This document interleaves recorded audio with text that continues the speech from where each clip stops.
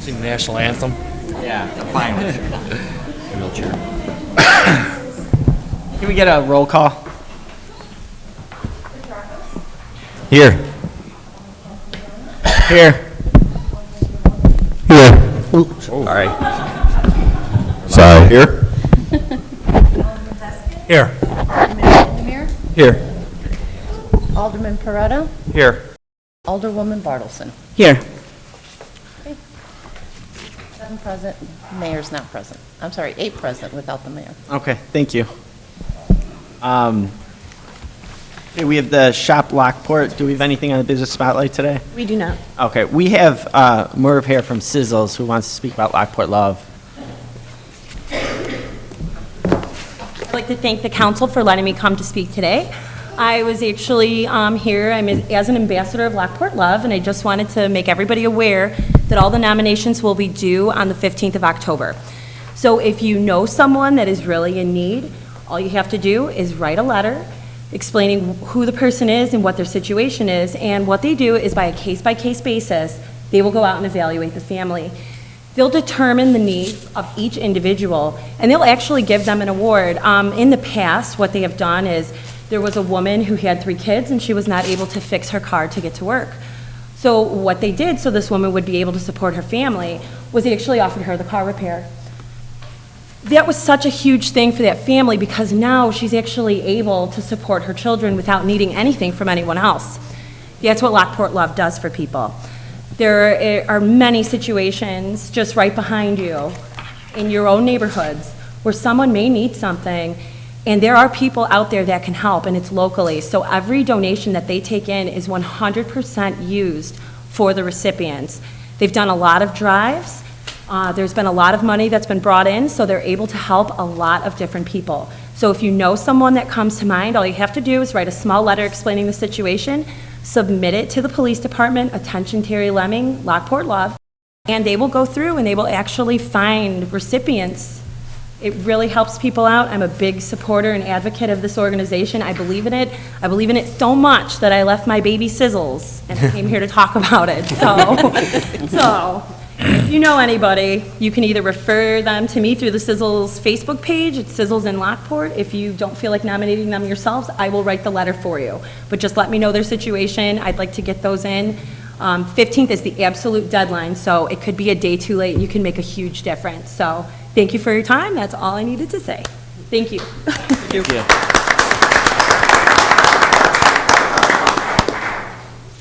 And Alderwoman Bartleson, you have, I know you spoke to, there's a Lisa and a Katerina here that wanted to. Yes, that they wanted to are. speak. Yes, Could you have them come up to the podium now? Katerina Clemensos would like to speak on behalf of concern that she does have, and she wants to address City Council about this concern about the, actually, it has to do with the hit and run that occurred on 8th and State. She was one of the persons that were there when that happened, so she'd like to address us. Go ahead. Hi, I'm Katerina Clemenzos. I'm 13 years of age and I go to Kelvin Grove School. I'm here today to speak about some of my ideal changes that I would like to have in Lockport. I've lived in Lockport for around 10 years, and my mom always used to tell me to stay behind at least one sidewalk when crossing a street. I always took that for granted and thought to myself, what are the odds of that even happening? On the night of September 14th, my closest friend Jenna Cotter and I were heading to the I&M Canal to take pictures and ride our bikes. We were on 8th and State Street when we witnessed Robert Hogg flung off his motorcycle and hit his head on the left back bumper of the offending vehicle. The offending vehicle slowed down after the impact, which made me think that it would stop, but it quickly sped off, and I wasn't able to get a clear visual of the license plate or driver. Everything happened so quick that night. On September 16th, Jenna texted me telling me that the man had passed away the night before, and she sent me an online article link. My heart had fallen to pieces when I read it because the night of the accident, an officer told me that Robert would make it and there was only minor injuries to his head. That day in school was the hardest for me. I couldn't focus at all, and whenever someone asked me what's wrong, I knew I shouldn't answer because I would burst into tears. That was a real eye-opener to Jenna and I. Whenever I'm about to cross the street, I remember to stay behind the sidewalk line or even two because anything could happen at any moment of time. Because of my age and my education on vehicles and the rules of the road, I would like to suggest in-street signs saying slow down for pedestrians on most busy crosswalks. Also, another idea of something that can be placed in is rectangular rapid flashing beacons signaling to slow down and watch for pedestrians crossing. Lastly, a radar speed sign that could be added to the main busy streets so drivers could have a range of their speed. I hope these suggestions can be helpful, and may Robert Hogg always be in our hearts. Thank you for your time. Thank you very much.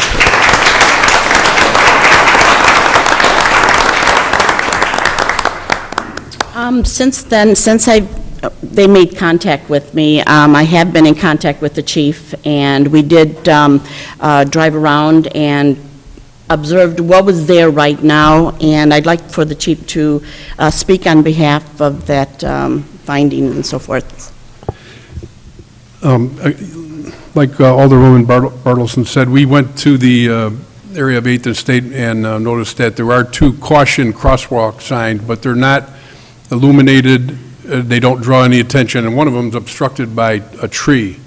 So we ascertained that those actually belong to the Department of Transportation as well as the land they're on. So they're subject to the jurisdiction of the Department of Transportation. So contacted Amy, and Amy contacted IDOT, and they came up with some conditions for us that we are probably going to do to get those beacons put on the sign so that they can be noticed. Caution crosswalk for exactly what was said here earlier. So we're hoping to get that done in the near future, but it's subject to the IDOT rules.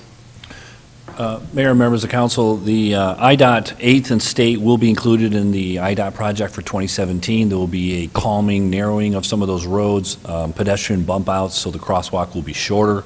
We're actually going to move the crosswalk painted line to the north part of that intersection instead of the southern portion. And yes, we've already been in conversations with IDOT about a flashing yellow button controlled. Our first request was to have an actual stoplight by button controlled, but they have not allowed that at this point because it's too close to the other intersection. But after this fatal accident, we can certainly reapply and ask for that. But Amy's already been involved with them and having a permit application sent in so that we can at least get the flashing yellow installed at our cost at this point before the project gets those other enhancements. So we are definitely going to be adding some safety features to that intersection already. Thanks. Did you want to say, are you okay? Okay, you're welcome. Thank you for coming out tonight. Yes, thank you. Moving on, do we have any liaison reports? Any of the liaisons have anything to report? I'll just make a note. Part of what I wanted to talk about is on the agenda, but if anybody, last I talked to Lisa, I think most of you have reviewed the budget, but if not, just make sure you get with her in the next couple of days. I know I actually haven't. I'm getting with her on Monday, but you know, our time for working sessions is expiring quickly, so if anybody hasn't, make sure you meet and discuss that with her. I just have one thing. It doesn't have anything to do with what I'm a liaison with, but we have yesterday at the Will County Public Works and Transportation Committee meeting, Ben introduced a letter to that he sent to Annette Parker from Crest Hill, and it looks like the Transportation Corridor Committee will be reconvened sometime in the very near future to at least evaluate the eastern portion, what's commonly called the middle alignment. I'm sure we'll be having some discussions here in the future. I would ask that anybody that is interested in how we got to the point where we are now is to go to the Will County Board website, and they can go ahead and look at the look for committee minutes. You'll be able to try to find the Transportation Corridor Committee if you go ahead and Google that, to get an idea of how this middle alignment came to be. I was confused, and I'm still confused how it came to be, and so it's going to be reconvening here sometime in the future. There may be some discussion about Lockport's official position should be in the future. Our current position as of 2008 is that we don't object to that middle alignment, but we will not protect the footprint of that middle alignment. I would hope that we would change our position sometime in the future. And that's, so that's what's going on with the Caton Farm Route Bridge.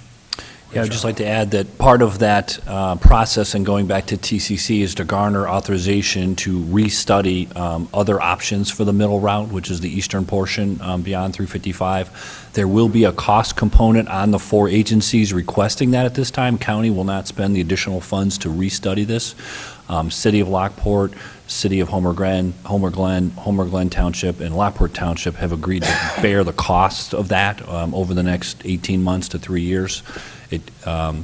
Once we get some kind of an agreement to you, we would come to you for some type of, obviously, permission, and we would have to budget some funds for that. I mean, potentially it could cost as much as $490,000 divided up amongst the 4 agencies. So we'll bring that to you once we can get them to authorize us to bring you some type of proposal like that. Thanks. Anything else?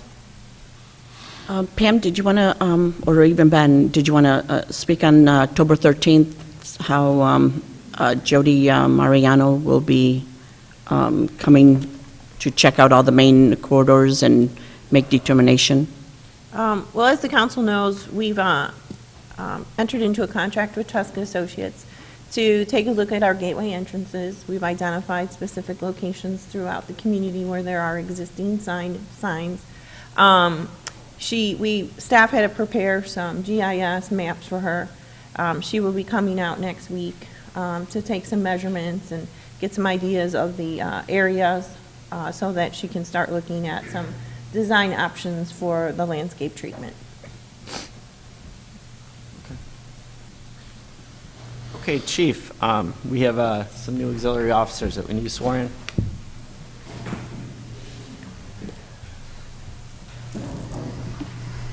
Mayor, council members, today we're here to swear in 4 auxiliary officers. Auxiliary officers are unpaid volunteers, and they augment our police department. With more community festivals each weekend, auxiliary officers are called and assigned to be with our full-time officers to enhance the safety of the officers and the public. They also work with full-time officers and ride with them on a regular basis. We're going to do this real quick because the Cubs are in the first inning. Get over it. We have 4 community volunteers here to be sworn in. Each share a desire to have the police department more involved in the community. They are Joe Baez, Phil Rittenhouse, and Sean Walford, and Joe Gallus. Joe is a member of the American Lawmen, which would explain the presence of the American Lawmen, a police motorcycle club. And Mike Lumen is here. Thanks for coming, Mike. So without any further ado, Mr. Mayor, if you would.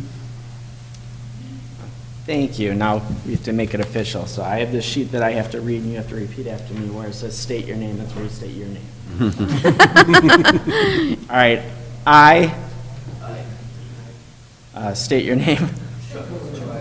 Do solemnly swear or affirm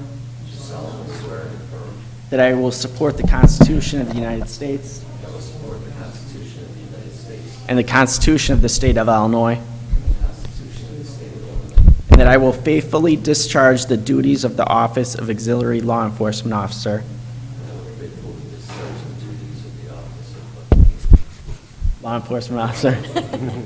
to the best of my ability. Congratulations.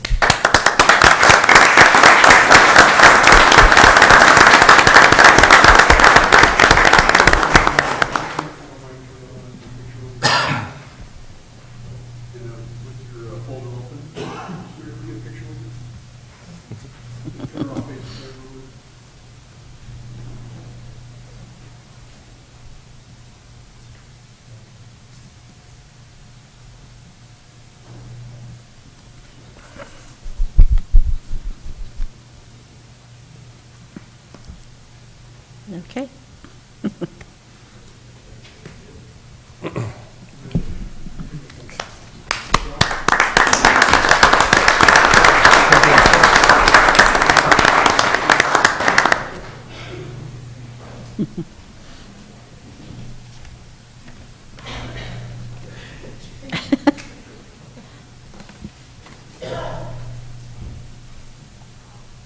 Okay, thank you. I know the auxiliary officer program, they volunteer their time, and it's important function of our police department, right, Chief?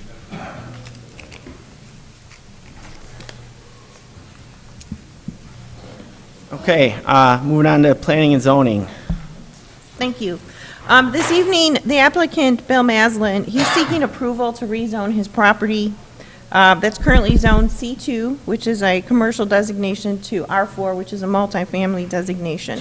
The subject property is located on the southwest corner of 3rd Street and Lejeune Avenue. Mr. Maslin is an owner of one of the 9-unit multifamily buildings that's located on East 3rd Street, and he owns 2 vacant lots directly behind directly east of the apartment building. He recently has begun construction on a garage to be used with one of his buildings, and it would be accessory to the building. Staff has been working with Mr. Maslin.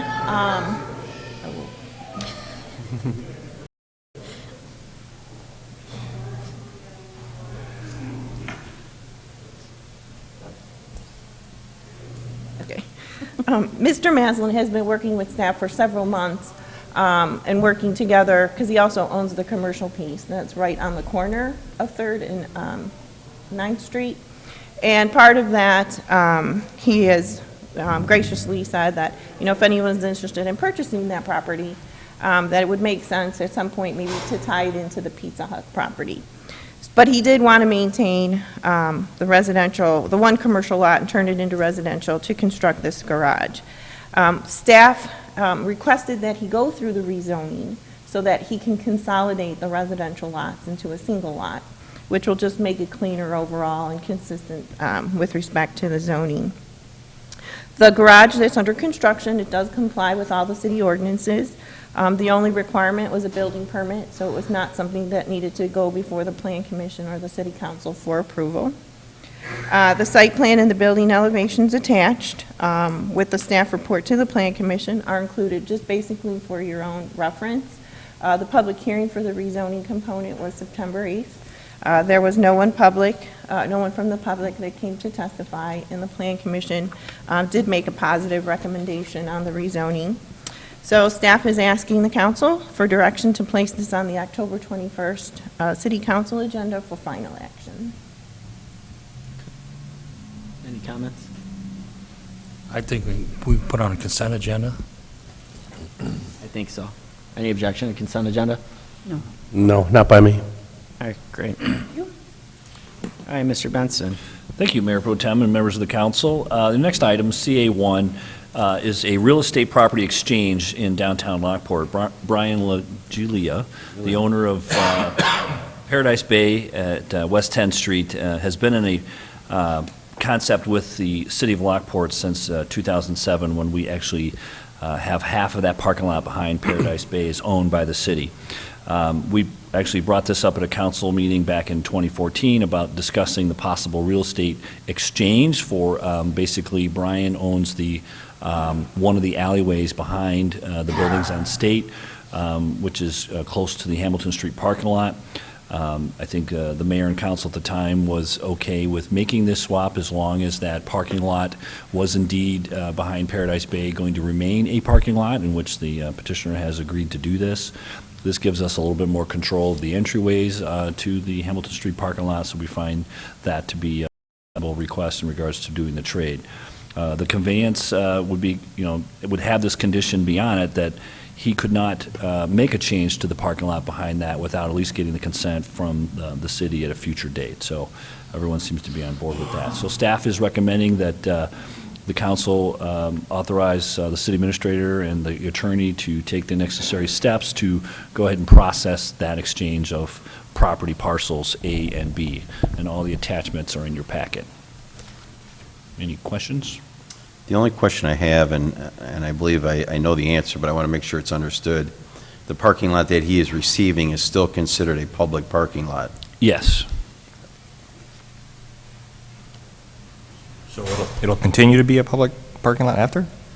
Yeah, he's not going to take any public parking away from anybody in the downtown. He's just actually going to, own it, but it'll still be He already public. really maintains it and takes care of it anyway, so the city really hasn't invested any funds in upkeep in that property. And he's agreed to maintain it as a parking lot. He's not going to propose a building or anything like that on it, so. But it's not going to be a Paradise Bay, Papa Joe's only parking lot? Well, I guess in technical theory, I guess it's not a public parking lot anymore. It would be a private parking lot, but it's intended for public use. He's not going to enforce it or Yeah. keep anybody out of there. Matter of think fact, he's quite a community partner and has the fundraiser every May, and, yeah. But the technical answer to your question is actually no, it is not a public parking lot anymore, but is a private lot with public use allowed I guess that's where I kind of by lost this agreement, you know. I guess the verbiage is a little like, kind of like, yeah, they own it, but you can Tom, still you think park we need there. to solidify But it, or- But I think my original thought was, going back to 2014, that, yes, anybody can park there. That was my intent or my understanding. Mr. Mayor, members of the council, I spoke with the owner this afternoon, so there'd be clarity on this issue, because it's the one restriction we have in the deed.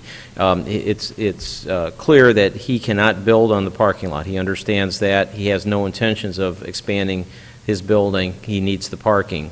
He also is going to maintain it as a parking lot.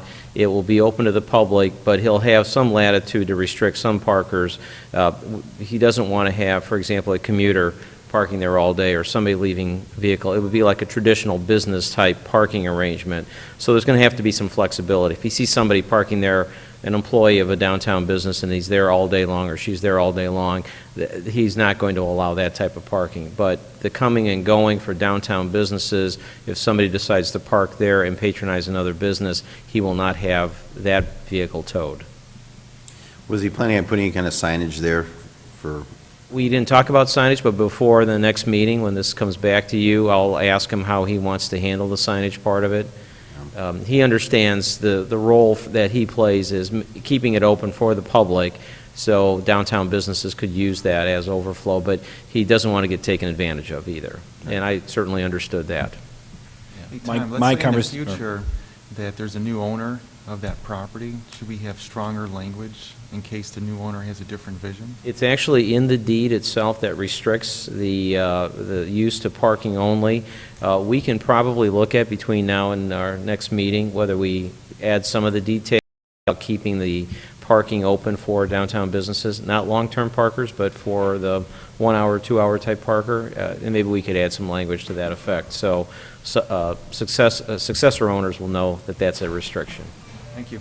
The terminology I used in my conversations with Brian was for community events and special events that they would be allowed to park there. That was the mayor's original concern.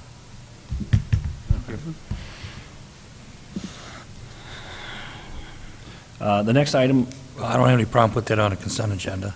Well, he's bringing more information. Oh, we'll leave it as, Next yeah, year, because we can next add week. some more. well, then we won't put it on a consent agenda. Are we going to, actually, Mr. Mayor and members of the council, my recommendation is to put it as an action item on the next agenda. We'll get some clarification on the parking issue, not as a matter of the consent agenda, though. Put it as a separate action item so we can give you an update before the next meeting. I believe we'll have everything ready to go by the next meeting, though. Okay.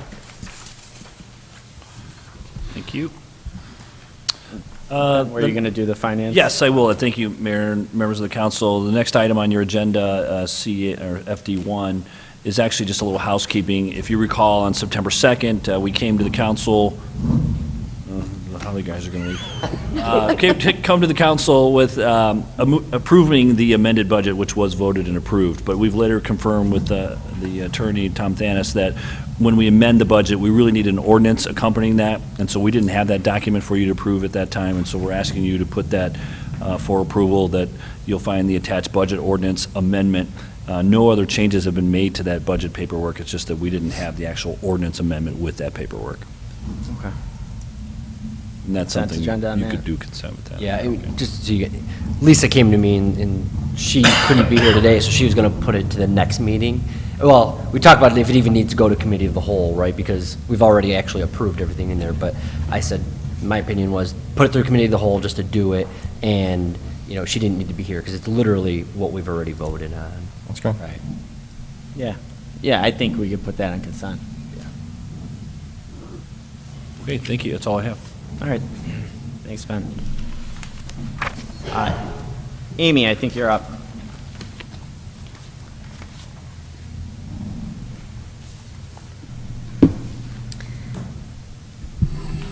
Okay, my first item on the agenda is the Oak Creek Unit 2 Letter of Credit Reduction Request Number 1. The developer of the Oak Creek subdivision is requesting their third letter of credit be reduced by $399,720. The developer is requesting reductions for interior sidewalks and parkway trees. We have actually, I don't think that's right. It's for sanitary sewer, storm sewer, and water main. All of these items in the Unit 2 section are 100% complete. The letter of credit originally was posted in the amount of $872,575. At the finalization of the public improvements, a maintenance bond will need to be established in the amount of 10% of the original letter of credit, or for $87,000. The reduction of $399,720 will result in a remaining value of letter of credit of $472,855 for the outstanding improvements. So this will come to the next city council meeting for approval. Okay. Any comments on that? All right. Consent? Yeah. Consent agenda. Okay. All right. Okay. My second item on the agenda is just an informational meeting for the Second Street Bridge replacement. As many of you know, about a year ago, we received HBP or STP bridge funds for the complete replacement of the Second Street Bridge. The design for that project is underway. We are in the Phase 1 portion of that project, and as part of the Phase 1 report, we have to have a public meeting for it, and this is to satisfy the public meeting requirements. So I would like to bring up Tara Orban from Baxter and Woodman to go over the project.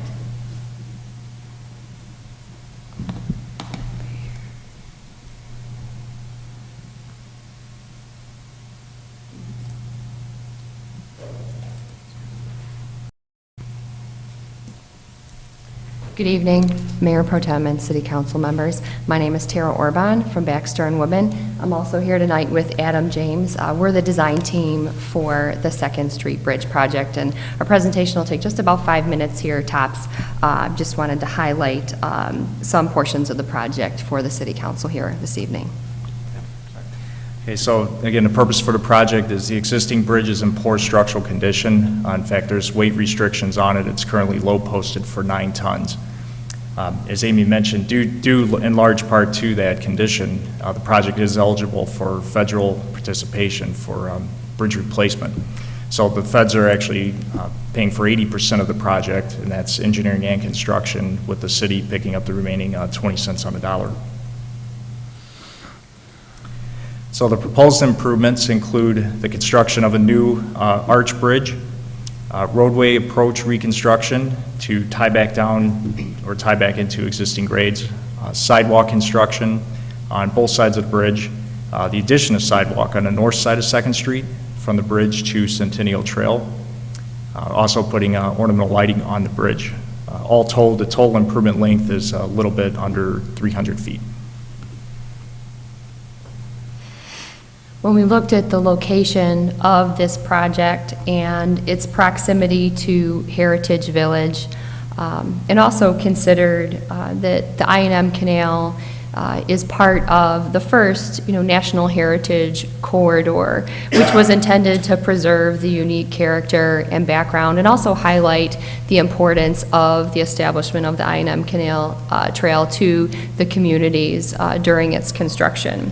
So we saw this project as an opportunity, and working with Amy and Ben, we talked about this is also an opportunity to connect with the past, and also looking at what's around in the city of Lockport, just the wonderful architecture. You have the native Dolomite limestone in the Gaylord building. you know, it's an opportunity when we reconstruct this bridge. Here's a preview of what we had as the vision for this project. We had a meeting with Amy and IDOT and the Federal Highway Administration, and we presented, you know, this project to them and requested federal participation with the architectural enhancements, and we were able to secure 80% funding for that. As Adam mentioned, this is going to be an arch-shaped structure, so it's going to be different than what from the existing condition. Some other housekeeping type items. While the bridge is under construction, we will be detoured, the traffic will be detoured, and we coordinated with police, fire, school district, postmaster general, all on the detour, which we're going to be using Illinois 7, 171. You can see that on the map in front of you. So we obtained input, valuable input, as a matter of fact, I think from the police department on the location of that detour, which we anticipate to be in place for 3 to 4 months. And it should be noted that the I&M Canal Trail, the Centennial Trail, will be in operation throughout construction. In terms of where we're at now for the overall schedule of the project, the Phase 1 study is underway. This is what we've been doing this past year, is the environmental studies, looking at the bridge condition, doing the preliminary work for it. Design engineering will be underway in 2016, and we anticipate construction to be underway in 2017. And with that, we would like to open it up to any questions. Oh, and I wanted to let you know, too, that Amy has copies of the draft project development report as well as the other studies, the hydraulic report. Any of that information she has at her office, either in electronic or paper form, if you would like to review or study that. Do you have questions? Yeah, go ahead, Darren. Okay. I just have a couple of questions. I don't know if you're aware of the problems we had with the Division Street Bridge, and basically it was a void, and I don't know if you're the engineering company on that one. No, we were Okay. not. Well, they ran into a void. And my request at that time was, didn't anybody ever think of drilling a couple of pilot holes and doing some ground penetrating radar to see if there's any pockets down there? I'm hoping that you do something like that so we don't run into another, we're pouring concrete down a hole and it just seems to keep on going and going and going. So that's that one thing. And the facade of this, the whole bridge is not going to be made out of limestone, is it? No, Okay, no. it's just the facade? Actually, right, it's just facade? Okay. achieved, in general, there's 2 ways you can do it. It's called a form liner. So when they pour the concrete, it's poured into a form to mimic the architecture of a natural dolomite limestone, like you see in other areas in Lockport, and then it's painted. The other option is a veneer. You're not going to use real limestone? We're actually looking into the option of a veneer as well, so that would be the other option, is attaching a veneer to. Because we had the collapse of the Seven Arch Bridge, That's. and would it be wonderful if we could use the limestone from the old Seven Arch Bridge as a facade in this bridge? Absolutely. Andy had actually suggested that, and that's one of the options we're looking into. We're looking into it, yeah. It's a great idea. Yeah, with regards to your comment about the Division Street Bridge, this is a completely different type of structure. So this is going to be, as you can see on your screen, it's an arch-shaped, and the footings are going to be spread footings, and they're going to be keyed into the bedrock by about 6 inches. So we're not going to be driving piles. It's a different type of structure for this project. So we will not run into that sort of problem for the Second Street Bridge. But the thing I have concerns with is when you are going north on Canal and then you want to go east on Second Street, that turn seems to be a little difficult sometimes. You have to actually go into the other lane to make that turn, that radius turn. I don't know if we can do a design or something to alleviate that, but, to make that times is a little tight. I don't know if you ever, Yeah, that's actually something that we addressed in the design, and you'll notice that the new bridge is a little bit wider. One of those reasons is to increase the sight distance around that turn, but we're also improving the radius of that intersection. well, that was my, yeah. Right, and the grades as well. When you make that turn to make that right onto Second Street, You're going uphill. it's not real noticeable, but it is kind of steep to go up the bridge. Yeah. We're flattening that grade out some. Okay. Which is one of the reasons that the roadway improvements extend as far as they do on the east approach, is to improve that profile as well. Okay. I'm sorry, it looks like it is, but my second thought was, could it be straightened out a little bit? I don't know if that would alleviate kind of the wide turn, so that, but I just wanted to let you know that those are kind of my thoughts on that, the turning radius, so, I don't know, if that can be addressed or not, or if you are, but I think that's a concern I would have, I guess. Sure. We did look at the curvature of the roadway, and it's not readily apparent on the sketch that we have shown for you this evening, but we did flatten out the curve of the roadway to meet the 25-mile-an-hour speed limit for the roadway, so we did flatten it to meet current design requirements, so. Yeah, we actually had to adjust the horizontal and vertical alignments on the project, and so that's why, and again, as Tara mentioned, you can't really see it there, but the center line is shifting to the south a little bit, and the curve, the horizontal curve is getting flatter as well as the vertical curve is getting a little flatter. Okay. And as I read too, I know you said it's nine ton now, and you want to improve that. What are we improving that to? How many ton? So that'd be improved to, I think it's HL 93 is the current loading, and I want to say that's 80,000 pounds? Yeah. 40 tons. 40 tons. 40 So ton. bring it back up to legal load limit, so Okay. you would remove the load posting, so any vehicle that is allowed to operate without having a special permit or a weight permit would be able to operate on the bridge. Okay, 40 ton, I was just Well, it was curious. decreased to 9 tons. It was more than Right, that, and that's- because of the condition, it was. Right, it Right. was, yeah, it was Right, not okay. designed for 9, but because of the Right, deterioration, okay. it's been reduced. The load rating is now down to 9 tons. I have a question.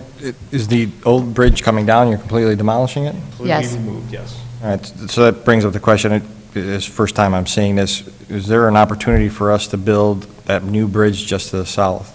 And that way you can answer that question, straighten out that road, I don't know if that property is to the south, build a new bridge adjacent to it, you leave the old one up in operation, you don't have to detour anybody really, I mean, you still have some construction around there. Build a brand-new bridge, and then when that's up and running, that way you straighten that curve out, you straighten everything that you can. Right, you know what we're missing here on this project, on this aerial view here is like a more zoomed out image. There's a fence to the north of the bridge, there's actually a fence on the bridge where it's the Texaco or Chevron property, so we're restricted by that to the north, and then when you go to the south, you have the trailhead for the Centennial Trail. So the HBP, the STP bridge funding that we're using for this project really limits, we're only to go, we can only use it to replace the bridge and whatever it takes to match back down to the roadway. A realignment in such a shift, then we would also have to look at the access to the west, which would be the entrance to the Texaco facility too, so.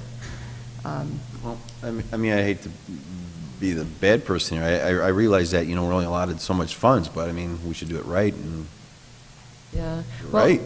And, Yeah, it's not, unless you're saying it's meant to be a straight into that property to the west, but I'm just saying if there is an opportunity to get to that property to the south, and then, because you're doing so much anyways.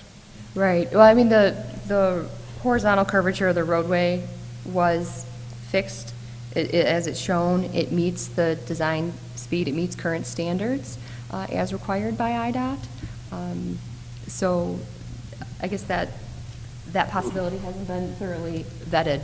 I like where it is. I don't want to go any farther south, because then you start messing with Heritage Village and what they have created there, so. That's correct. There's the Second Street access parking lot there just to the bottom right, and then you do start to encroach into Heritage Village. The other thing is property access. Right now, this crosses property that is owned by the Illinois Department of Natural Resources. It's in there by permit, basically, or license agreement. And then the city has the easement, is it the easement or the license agreement that we Yeah, have there's an easement across for the bridge to reserve? occupy. Mhm. There's also, I believe, a 16-inch water main out there south of the bridge that present a challenge if you were to try to construct over that. Right, but in terms of the location of that license agreement, that covers the width of where the bridge is currently, too.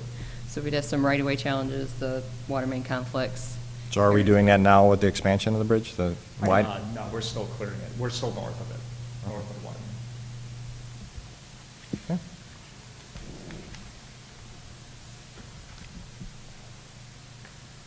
Anything else? Well, thank you. Thank you very much.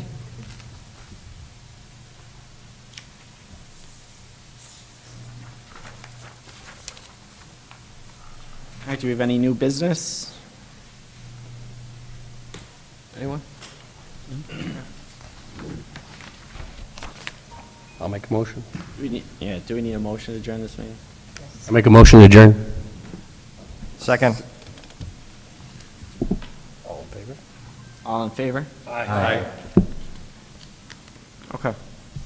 You go right into city council. Can we get another roll call? Yes. All right, thanks. Alderman Petracos? Here. Alderman Capadona? Here. Alderman Valogly? Here. Alderman Smith? Here. Alderman Deskin? Here. Alderman Vandermeer? Here. Alderman Coretta? Here. Alderwoman Bartleson? Here. 8 present.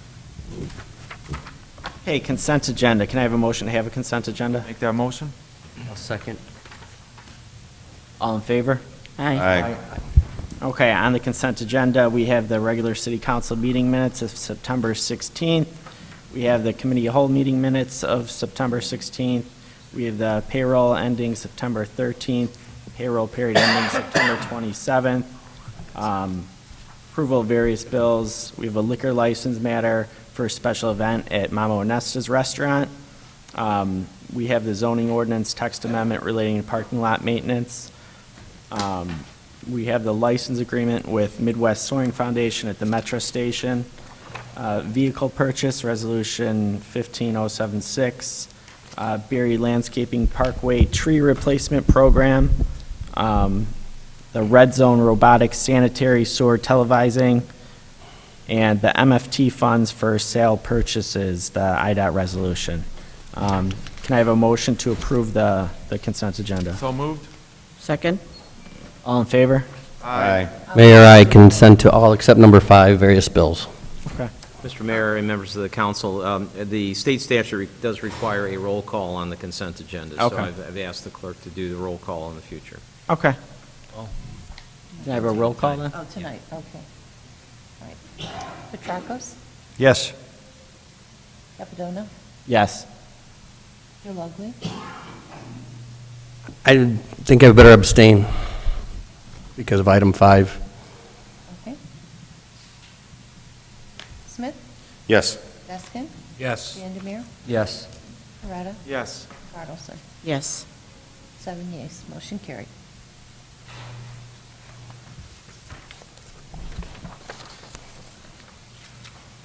Okay, and I think that you're first up with the city clerk's report. Yes. I'm looking for a motion to approve the executive session meeting minutes as presented from September 2nd, 2015. I wasn't here at the last meeting, that's why we've received them at this time. I'll make that motion. Second? All in favor? Aye. Thank you. Okay, Ben, do you have a, Actually, I think we have Tom lead our discussion on that one. okay. Mr. Mayor and members of the City Council, what's before you this evening is a vote on the establishment of Special Service Area Number 17 for the Sagebrook subdivision. We reviewed this at our last meeting. It's a dormant or a backup special service area that would only be activated in the case of a homeowners association not performing its duties as far as maintaining the common areas. If the homeowners association fails to do its, to perform its duties, then the city council would be authorized to step in, direct the staff to maintain the common areas, and then assess a tax throughout the entire subdivision to reimburse the city for expenses incurred. This is a practice that the city of Lockport has followed since 2003. We only had one inquiry, and that was from the Three Rivers Realtors Association, and I exchanged emails with the governmental affairs person from the Three Rivers organization. They were inquiring whether it was an actual tax that was being imposed or whether it was dormant. They understand that most municipalities have dormant or backup SSAs as protection. Very few of them do get activated. I don't believe we've had any activated here in Lockport since 2003. Alderwoman Bartleson asked me about others, and I do have the list of all the others that we have already put in place, so I'll pass that out. You'll see all the familiar names on there as far as the subdivisions that have dormant SSAs. We've not had to use the power under those ordinances yet. We don't anticipate having to do so here with Sagebrook, but it's there as a protection. The state statute does require a public hearing to be held before you vote on this. We did publish notice in the Herald News, provided notice to the owner of record, which is MI Homes. Of course, MI Homes has already agreed to have the SSA put in place as a dormant SSA, so there are no formal objections that have been filed at this point. So, Mr. Mayor, it'd be appropriate to open up the public hearing at this point, see if there's anybody from the public who would like to make any comments or ask any questions. If there are none, close the public hearing, and the staff recommendation is to vote on the ordinance that's before you. Okay. I'll open it up now to public hearing on the special service area number 17, CA1 and CA2. Nobody here to comment? I'll close the public hearing.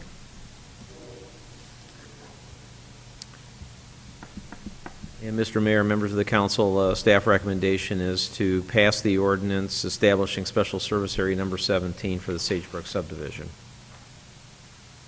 I'll make that motion. Second it. Do we need a roll call on this? A roll call on the ordinance, yes. Okay. Can I have a roll call? Councilman Petracos? Yes. Capitano? Yes. Ulogly? Yes. Smith? Yes. Deskin? Yes. Vandermeer? Yes. Coretta? Yes. Bartleson? Yes. Eight yeas, motion carried. Thank you. And Ben, you had a, Yeah, Mayor Pro Tem, actually, we have we'd ask for a continuance on that executive session request until October 21st, if that's all right with everybody. okay, thank you.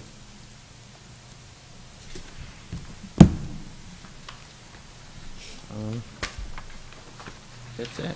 Do we have any new business? It's 1-0, top of the third. Cubs are winning. That's what the chief told me. Bottom of the first. Top of the third now. I make a motion to adjourn the city council meeting? I second. All in favor? Aye. Wow. Go Cubs. Yeah.